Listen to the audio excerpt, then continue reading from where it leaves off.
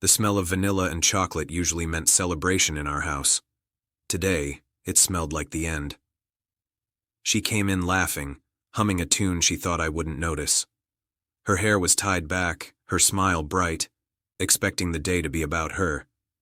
Birthdays always were. I greeted her warmly, even kissed her cheek. "Happy birthday," I said, the words like sugar on my tongue hiding a bitter truth. The cake sat on the counter, carefully iced and decorated. She gasped, delighted. "You remembered. It's perfect." I watched her excitement grow, every laugh a reminder of all the lies she thought she'd hidden from me. I handed her a small knife and motioned for her to cut the first slice. She did, careful, smiling, unaware of the envelope I had placed inside the cake's layers before icing it over. She reached the center. Her eyes caught the edge of the paper. Curious, she pulled it out. At first, she laughed nervously. "What is this? A note?" I shook my head. "Open it." Her smile faltered as she unfolded the document. The words were crisp, formal, undeniable. Divorce papers.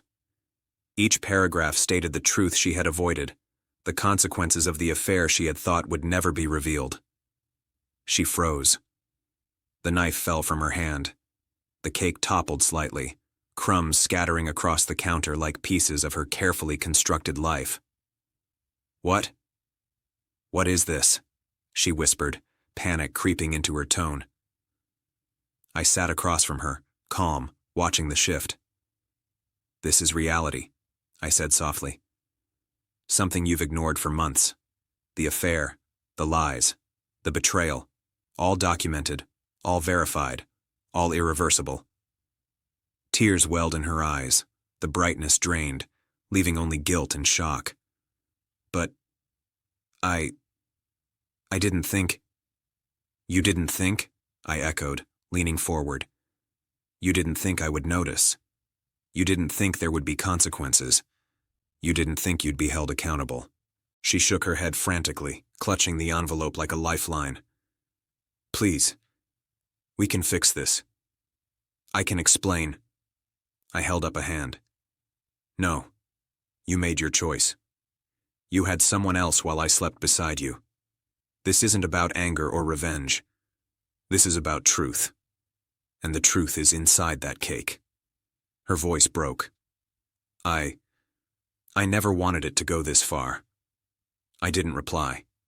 Silence was stronger than any argument. She finally looked at the ruined cake, crumbs falling onto the counter like fragments of her life. For the first time, she felt what betrayal really meant. Not just for me, but for herself. The rest of the day passed quietly. She didn't eat. She didn't celebrate.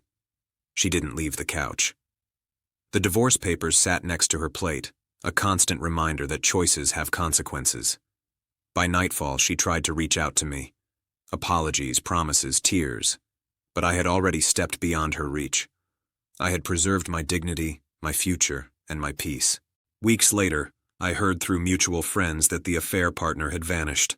No calls, no messages. She had been left entirely to face the reality she had tried to escape. I never gloated. I never celebrated.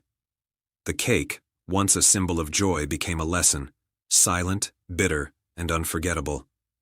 Sometimes revenge isn't loud or cruel. Sometimes it's quiet, precise, and delivered exactly where it will hurt the most. Right into the illusion someone built for themselves. She had her birthday. I had my closure. And for the first time in months, I slept without fear, without doubt, and without betrayal weighing on my shoulders.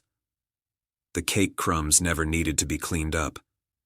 They were a reminder that betrayal leaves a mess, but honesty and timing can finally restore balance.